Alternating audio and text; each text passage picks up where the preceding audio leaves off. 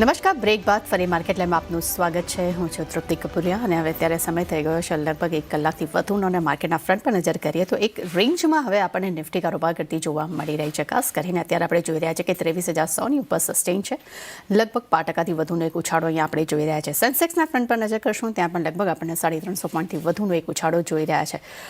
Bank નિફ્ટીના front પર નજર કરીએ ત્યાં પણ એક આપણને રેન્જમાં કારોબાર કરતું જોવા મળે છે. ઓવરઓલ 1 કલાકમાં આપણને નિફ્ટી બેંકમાં લગભગ આપણને 500 પોઈન્ટની મુવમેન્ટ આપણને થતી જોવા મળી રહી છે. પરંતુ હવે આ પ્રાઇસ પર ક્યાંક ને ક્યાંક એક કન્સોલિડેશન મૂડમાં હવે ક્યાંક કારોબાર કરતું જોવા મળી રહ્યું છે.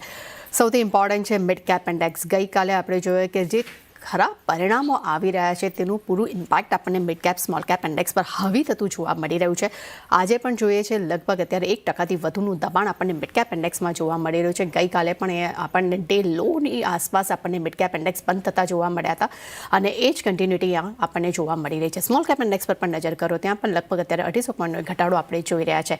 એડવાન્સ ડિક્લાઇન રેશિયો પર નજર કરશું તો એડવાન્સ તરફ માત્ર 587 જેવા કાઉન્ટર્સ છે જે ખરીદારી સાથે કારોબાર કરી રહ્યા છે. ડિક્લાઇન તરફ 1793 જેવા કાઉન્ટર્સ છે જ્યાં આપણને એક સારા એવા દબાણ સાથે કારોબાર થતું જોવા મળી રહ્યું છે. ડેફિનેટલી મિડ કેપ અને સ્મોલ કેપ ઇન્ડેક્સમાં જે દબાણ છે તેનું ઇમ્પેક્ટ અહીંયા આપણે જોઈ રહ્યા છે. પરંતુ આપણી સાથે નોવામાં પ્રોફેશનલ ક્લાયન્ટ ગ્રુપના સાગર દોશી જોડાઈ ગયા છે. ગુડ મોર્નિંગ સાગર. સાગર, ગઈકાલે માર્કેટ જે પડ્યા ડેફિનેટલી ઘણા બધા 4-5 એક ઇમ્પોર્ટન્સ રીઝન હતા. ટ્રમ્પ ખાસ કરીને બ્રિક્સ દેશો પર જે ટેરિફ લગાડવા પર જે અત્યારે વિચાર કરી રહ્યા છે, રિઝલ્ટ જે ખરાબ આવી રહ્યા છે તે તો ઇમ્પેક્ટ કરી જ રહ્યા છે. જાપાન પણ કદાચ વ્યાજ દર વધારી શકે જે 24 જાન તેની એક આપણને ખબર છે કે બેઠક છે. FIs તરફથી પણ સતત વેચવાલી જે આપણને હાવી થતી જોવા મળી છે અને એટલું જ નહીં, બજેટને લઈને પણ ઘણી બધી અનિશ્ચિતતાઓ છે. આ 5 એવા મુદ્દા છે જે માર્કેટને ખરેખર અપર લેવલ્સથી કન્ટિન્યુ એક પ્રેશર આપી રહ્યું છે. બીજી તરફ ઘણી બધી ઇમ્પોર્ટન્સ ઇવેન્ટ પણ છે. આપણે જોઈ રહ્યા છીએ કે એવી રીતે 29 જાનના FOMCની મીટ છે. ફર્સ્ટના બજેટ જાહેર થશે, 5થના દિલ્હી ઇલેક્શન, 7ના RBI પોલિસી અને ત્યારબાદ 8ના દિલ્હી ઇલેક્શનનું રિઝલ્ટ. એટલે ઇવેન્ટ પણ ઘણી બધી અગત્યની છે. આ બધી સિચ્યુએશનમાં તમે હવે કેવી રીતે માર્કેટને તમે હવે જુઓ છો? કારણ કે તમે જે હિસાબે આપ્યા હતા લેવલ્સ, એ બધા લેવલ્સ હવે આપણે માર્કેટને અચીવ થતા અહીંયા જોવા મળ્યા છે. સો good morning first of all. જે આપણે ડિસ્કસ કર્યું કે હજી બી જે લાસ્ટ વીકમાં આપણે ડિસ્કસ કરેલું કે જે નીચેના લેવલ્સ છે માર્કેટના અને જે ઇન્ટર માર્કેટ સાઇન જે તમે ડિસ્કસ કર્યું કે જે 4-5 રીઝન જે ટ્રમ્પ છે, ટેરિફ છે, જાપાનના ઇન્ફ્લેશન્સ છે, યા જાપાનનો ઇન્ટરેસ્ટ રેટ છે, આ બધા ઓવરઓલ ઇમ્પેક્ટ આવી રહ્યા છે માર્કેટમાં. બટ એનું જે રીઝન છે અને જેનું ઇમ્પેક્ટ છે હજી બી માર્કેટમાં મને લાગે છે કે હજી એક ડ્યુ છે અને જે આપણે લેવલ જોઈ રહ્યા છે નીચેમાં એ મને લાગી રહ્યા છે કે હજી બી આપણે 3 to 4% ડાઉન સાઇડ જે આપણે ડિસ્કસ કર્યા હજી ફર્ધર અહીંથી 3 to 4% ડાઉન સાઇડ માટે આપણે ઓપન છીએ. હવે આપણે રીઝન જોઈએ તો આપણે S&P 500નું આપણે અગર ચાર્ટ જોઈએ છે તો it's 1.5% down from its recent high. But જ્યારે એનું ઇક્વલ વેટેડ ચાર્ટ કરું છું S&P 500નું, જ્યારે 500ને ઇક્વલ વેટેડ આપીને એક નવું ક્રિએટ કરું છું ઇન્ડેક્સ, તો એમાં it's a 5%, 4.5% down, which means કે જે રિસેન્ટ મૂવ આવ્યો છે એ ગૂગલ, એમેઝોન જે લાર્જ કેપ છે એના એ ઇન્ડેક્સને એક પકડી રાખ્યું છે. જ્યારે એ બધાની પેટર્ન બી એક ડાયવર્જન્સ પેટર્ન બની રહી છે, નેગેટિવ ડાયવર્જન્સ પેટર્ન બની રહી છે. તો મને લાગે છે કન્સોલિડેશન ફેઝ યુએસમાં બી પેન્ડિંગ છે, ત્યાં એક કરેક્શન પેન્ડિંગ છે. અને આપણે ઇન્ડિયન માર્કેટમાં બી જોઈએ તો આપણે ઇન્ડિયન માર્કેટ અને S&Pનો એક ચાર્ટ જોઈએ તો S&P 500 વર્સિસ નિફ્ટીનો એક રેશિયો ચાર્ટ જોઉં છું. સો આપણે ઓન એન એવરેજ જે અંડર પરફોર્મ કરીએ છીએ જે લોંગ પીરિયડ માટે 17 to 18% આપણે અંડર પરફોર્મ કરીએ છીએ અને આઉટ પરફોર્મન્સમાં બી આપણે અગર યુએસ માર્કેટને આપણે જ્યારે બી આઉટ પરફોર્મન્સ કરીએ છીએ ત્યારે 17 to 18% એક આઉટ પરફોર્મન્સ જોવા મળે છે. તો ઇટ્સ અ કાઇન્ડ ઓફ બેન્ડમાં આપણે ટ્રેડ કરી રહ્યા છીએ. આપણે હમણાં લોઅર બેન્ડ પર ટ્રેડ કરી રહ્યા છીએ. હમણાં જે અંડર પરફોર્મન્સ છે માર્કેટનું ઇટ્સ અરાઉન્ડ 12%, આપણું ઇન્ડિયન માર્કેટનું 12% છે. તો મેક્સિમમ મને લાગે છે હજી બી 3-4%નું ત્યાં એક જગ્યા છે અને ત્યાંથી એક જે સારી રેલી અને જે એક નવી તેજી ઇમર્જ થશે એ એક સારું ઇન્ડિયા માટે મને લાગી રહે છે કે જે ઇવેન્ટ બધા ફિનિશ થઈ જશે પ્રોબલી સેકન્ડ હાફ ફેબ પછી એક સારી એવું મોમેન્ટમ આપણે જોવા મળી શકે છે. સો હજી બી તમે જેમ કીધું એમ જે નેક્સ્ટ 8-10 ડેઝમાં જે મોમેન્ટમ અને જે ઇવેન્ટ લાઇન્ડ અપ છે મને લાગે છે કે હજી બી એક પ્રેશર બની શકે છે માર્કેટમાં અને એક સારી ઓપોર્ચ્યુનિટી બની શકે છે. બિકોઝ આપણે જોયું કે લાસ્ટ 6 મંથ્સનું કન્સોલિડેશન થઈ ગયું છે માર્કેટમાં, પ્રાઇસમાં કરેક્શન થઈ ગયું છે, સ્ટોકમાં બી કરેક્શન થઈ ગયું છે. અગર આપણે સ્ટોક વાઇઝ કરેક્શન જોઈએ તો ઓન એન એવરેજ 22%નું કરેક્શન છે સ્ટોકમાં. ઇન્ડેક્સમાં આપણે હજી બી 12%નું કરેક્શન જોયું છે, બટ સ્ટોક વાઇઝનું કરેક્શન ઓલમોસ્ટ આપણે થઈ ચૂક્યું જોઈ છે. બહુ બધા ઇન્ડેક્સ હવે બોટમ ફોર્મેશન બનાવવાના ચાન્સીસ છે. જે લીડિંગ સેક્ટર હતા હવે એમાં ડિસ્ટ્રીબ્યુશન સ્ટાર્ટ થયું છે, જેમ કે આઈટી ઇન્ડેક્સ આપણે ડિસ્કસ કર્યું લાસ્ટ વીકમાં કે એક જે લીડિંગ ઇન્ડેક્સ હતું હવે એમાં એક ડિસ્ટ્રીબ્યુશન બની રહ્યું છે. જ્યારે બેંક ઇન્ડેક્સમાં એક સારું એવું કરેક્શન બન્યા પછી હવે એક બોટમ ફોર્મેશન જોવા મળી રહી છે. સો હવે એક બેઝિક એક્યુમ્યુલેશન ફેઝ સ્ટાર્ટ થશે. સેક્ટરનું સિલેક્શન એક બહુ ઇમ્પોર્ટન્ટ રહેશે, જે નવી તેજી બનશે એના માટે કે કયા સેક્ટરમાં હવે કેટલું એક્સપોઝર હોવું જોઈએ. ઓવરઓલ અગર હું વાત કરું તો મને લાગે છે આપણે જે નિફ્ટીમાં લેવલ જોવાના છે એ 22,100 ટુ 22,300 એક રેન્જ, જે 200 પોઈન્ટની રેન્જમાં અગર અહીંથી 3 to 4% કરેક્શન આવે છે સો એક સારી એવી ઓપોર્ચ્યુનિટી બની શકે છે. અગર હું મિડ કેપ અને સ્મોલ કેપની બી વાત કરું તો મિડ કેપ હમણાં 53,100 અરાઉન્ડ ટ્રેડ કરે છે અને મને લાગે છે અગર આ ઇન્ડેક્સ 51,000 લેવલ અરાઉન્ડ આવવાના હાઈ ચાન્સીસ છે, તો આ લેવલ પર એક એક્યુમ્યુલેશન કરવું જોઈએ. અગર હું શોર્ટ ટર્મની વાત કરું કે આજે ને કાલના દિવસમાં શું ઇમ્પેક્ટ આવી શકે, તો જે આપણે હમણાં જે ચાર્ટ પેટર્ન જોઈ રહ્યા છે એ પોઝિટિવ ડાયવર્જન્સ બન્યા છે જે કાલના સેલ ઓફ આવ્યા પછી. સો પ્રોબ્લી માર્કેટ થોડું કન્સોલિડેશન થઈ અને થોડું પોઝિટિવ રહેવાના ચાન્સીસ છે. બટ ઓવરઓલ મને લાગે છે જ્યાં સુધી 3-4% કરેક્શન આવે તો એક સારું એવું ડિપ્લોયમેન્ટના ચાન્સીસ બની શકે છે અને આપણે પોર્ટફોલિયો આપણે ડાયવર્ટ કરવું જોઈએ. અને બેન્કિંગ ઇન્ડેક્સ જે મને લાગે છે આ 3 to 4% કરેક્શન પછી જે મોમેન્ટમ બનશે બેન્કિંગ ઇન્ડેક્સમાં એક સારું મોમેન્ટમ બનવાના હાઈ ચાન્સીસ છે. સો ઓવરઓલ 3-4% કરેક્શન પર હવે ડિપ્લોયમેન્ટના કરવું જોઈએ overall portfolio for next 1 or 2 year. Okay, તો ખાસ કરીને બાય એન્ડ ડિપ્સની સલાહ અહીંયા આપણને સાગર તરફથી જોવા મળી રહી છે. તો સાગર, ખાસ કરીને મારું ફોકસ છે એ છે સેક્ટર પર. જેવી રીતે તમે ડેફિનેટલી અત્યારે સેક્ટરની વાત કરે છે અને આપણે જોયું છે કે નેસ્ડેકનો ક્યાંક ને ક્યાંક આઈટી સેક્ટરના જે સપોર્ટ મળે અને આઈટી સેક્ટરમાં જે આપણને બાઇંગ જોવા મળી છે. પરંતુ હાલમાં આપણે જોઈ રહ્યા છીએ કે જે રિઝલ્ટ ઇમ્પેક્ટ જે આવી રહ્યા છે માર્કેટ પર એને કારણે કરીને સેક્ટર પર બહુ મોટી મુવમેન્ટ આપણને જોવા મળે છે. આઈટી સેક્ટર એટલા માટે આજે હું ખાસ ફોકસમાં જોવા જઈ રહી છું. રીઝન ઓફ એક તો ડોલર ઇન્ડેક્સ એ ફેવરમાં નથી. નેસ્ડેક ઉપર અત્યારે પૂરો ખેલ ચાલી રહ્યો છે. તો ડેફિનેટલી જેટલી લાર્જ કેપ કંપનીઓ છે તેમાં આપણને સૌથી વધુ ઇફેક્ટ જોવા મળે છે. જ્યાં માર્કેટમાં બધા જ એક લેવલ્સ ચાલ્યા હતા. ઇન્ફોસિસ એવું હતું જેણે પોતાના પરફોર્મન્સ નથી આપ્યા, પરંતુ બીજી તરફ આપણે વિપ્રો જોઈ લઈએ કે બીજા બધા કાઉન્ટર્સ જોઈએ ત્યાં આપણને એક સપોર્ટ જોવા મળ્યો છે. મિડ કેપ કંપનીઓ પર ખાસ ફોકસ એટલા માટે આપી રહી છું રીઝન ઓફ કે સ્થાનિક માં ખાસ કરીને ડોલર અને એક્સપોર્ટનો જે એ કહી શકાય કે જે ડર છે ત્યાં એ નથી જ આપણને જોવા મળતો. તો તમે આઈટી સેક્ટર્સને કેવી રીતે જુઓ છો અને મિડ કેપ કંપનીઓ પર તમારું કેવી રીતે ફોકસ રહેશે? તો અગર આપણે આઈટી ઇન્ડેક્સની વાત કરીએ તો આઈટી ઇન્ડેક્સમાં એક હેડ એન્ડ શોલ્ડર પેટર્નનું બ્રેકડાઉન આવ્યું છે. મને લાગે છે IT four the time Bing એક ટોપિશ પેટર્ન બનાવ્યું છે. આપણે લાસ્ટ વીકમાં બી ડિસ્કસ કર્યું છે. હવે જેમ ત્યારે વિપ્રોનું એક રિઝલ્ટ સારું હતું, બટ વેરેઝ ઇન્ફીનું રિઝલ્ટ જોઈએ, આપણે એચસીએલનું રિઝલ્ટ જોઈએ તો ઇટ બિલો એક્સપેક્ટેશન. અને જે કાઉન્ટર જે લીડ કરી રહ્યા હતા એચસીએલ ટેક છે, કોફોર છે, ઓએફએસએસ છે, એ બધાએ ગીવઅપ કરવાના સ્ટાર્ટ કરી દીધા છે. અને સ્પેશિયલી મિડ કેપ કેટેગરીમાં એવું કંઈ ખાસ મોમેન્ટમ મને સ્ટોક વાઇઝ નથી લાગતું. મને લાગે છે કે હજી બી અહીંથી ડિસ્ટ્રીબ્યુશન નિફ્ટી આઈટીના સ્ટોકમાં થશે અને નિફ્ટી આઈટી એક એવું ઇન્ડેક્સ છે જે મને લાગે છે હવે અહીંથી કમ્પ્લીટલી અંડર પરફોર્મન્સ કરશે. સો આ આઈટી એક ઇન્ડેક્સ જે રેલીમાં હમણાં સપોર્ટ આપી રહ્યું હતું નિફ્ટીને, બટ હવે એના હાઈ ચાન્સીસ છે કે એ ગીવઅપ કરી દે અને નવું સેક્ટર જે ઇમર્જ થવાના ચાન્સીસ છે. મને ઓઇલ એન્ડ ગેસ અને બેન્કિંગ આ બંને સેક્ટર જેમાં કરેક્શન કમ્પ્લીટ થઈ ચૂક્યું છે, મને લાગે છે આ બંને સેક્ટરમાંથી એક સેક્ટર હવે આઈટીને કમ્પન્સેટ કરશે અને આઈટીમાં કરેક્શન જોવા મળશે. અને વેરેઝ બેન્કિંગ અને ઓઇલ એન્ડ ગેસ સેક્ટર એક બે સેક્ટર અને સપોર્ટ માટે નિફ્ટીના સપોર્ટ માટે ઓપન થશે. કે તો સાગર તરફથી ખાસ કરીને હવે આઈટી ઇન્ડેક્સ એ કદાચ હવે આપણને અંડર પરફોર્મ કારોબાર કરતું જોવા મળી શકે છે, પરંતુ ઓઇલ એન્ડ ગેસ અને બેન્કિંગ સેક્ટર તેમનું પસંદગીનું સેક્ટર અહીંયા આપણને જોવા મળી રહ્યું છે. પરંતુ લે નાનકડો બ્રેક બાદ આપણે નજર કરશું અન્ય શેર્સ પર.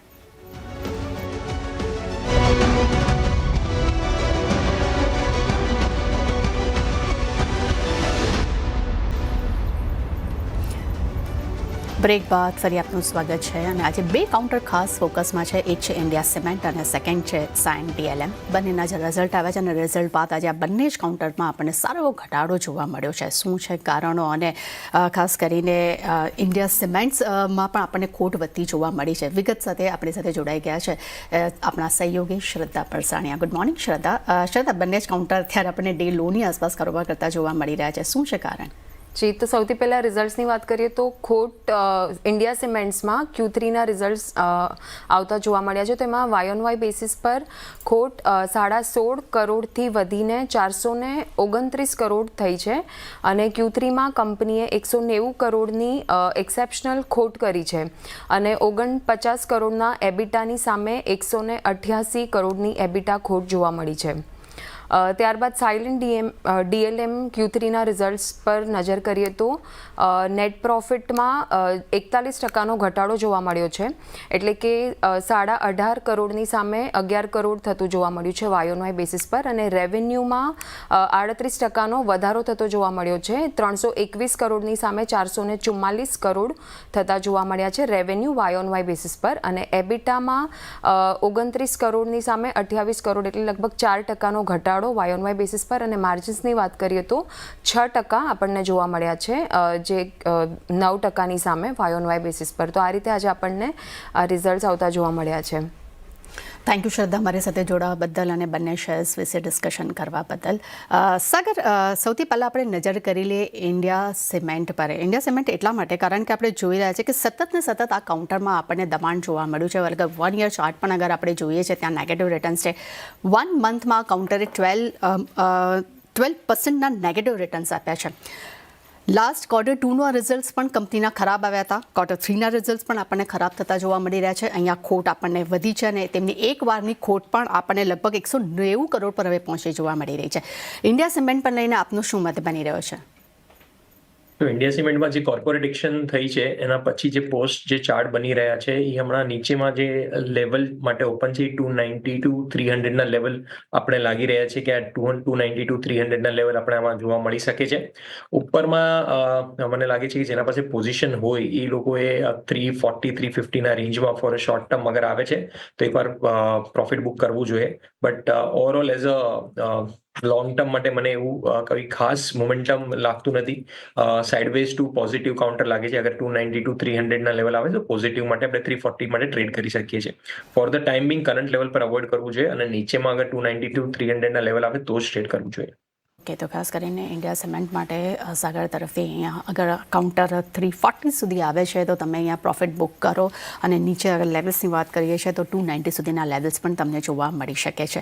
અને ત્યારબાદનું કાઉન્ટર જેના પર આપણે અત્યારે જસ્ટ શ્રદ્ધાએ વાત કરીએ છીએ સાયન્ટ DLM.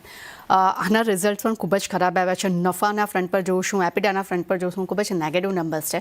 સાગર, અગર 1 યરનો ચાર્ટ જોઈએ છે, કન્સોલિડેશન મૂડ હતો. 6 મંથનો ચાર્ટ જોઈએ છે, કમસે કમ આપણને 20 થી 25% નેગેટિવ રિટર્ન્સ છે. આ કાઉન્ટર એવું છે જેને 1 યરમાં પણ કોઈ જાતનું પરફોર્મન્સ નથી આપ્યું. આજે પણ રિઝલ્ટ આવ્યા છે અને હવે ડે લોની આસપાસ સારા વોલ્યુમ સાથે અહીંયા ઘટાડો જોઈ રહ્યા છે આપણે. આ કાઉન્ટરને તમે હવે ટેકનિકલી કેવી રીતે જુઓ છો?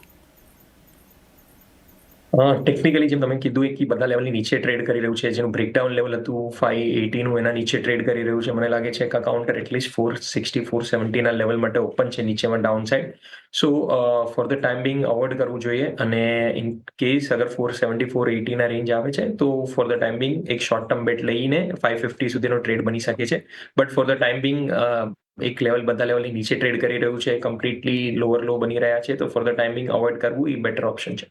ઓકે, તો હાલમાં કાઉન્ટરમાં અવોઇડની સલાહ આપણને સાગર તરફથી મળી રહી છે. પરંતુ લઈને નાનકડો બ્રેક બાદ નજર કરશું સાગરના ટ્રેડિંગ કોલ્સ પર.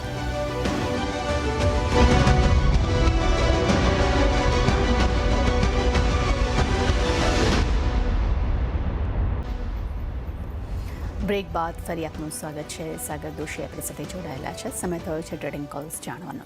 સાગર, જણાવશો કે આજે આપના તરફથી કયા ટ્રેડિંગ કોલ્સ છે?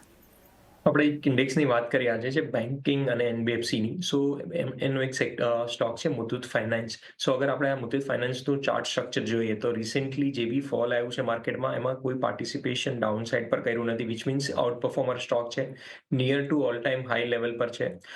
કરન્ટલી જે ઓલ ટાઈમ હાઈ લેવલ બનાવેલા એ 2275ના ઉપરમાં બનાવેલા, ત્યારથી એ 21 DMAનું રિટેસ્ટ કર્યું છે રિસેન્ટલી અને એક પાછું હાયર હાઈ બનાવવાના ચાન્સીસ છે આમાં. સો મને લાગે છે કરન્ટલી કરન્ટલી ટ્રેડિંગ અરાઉન્ડ 2183.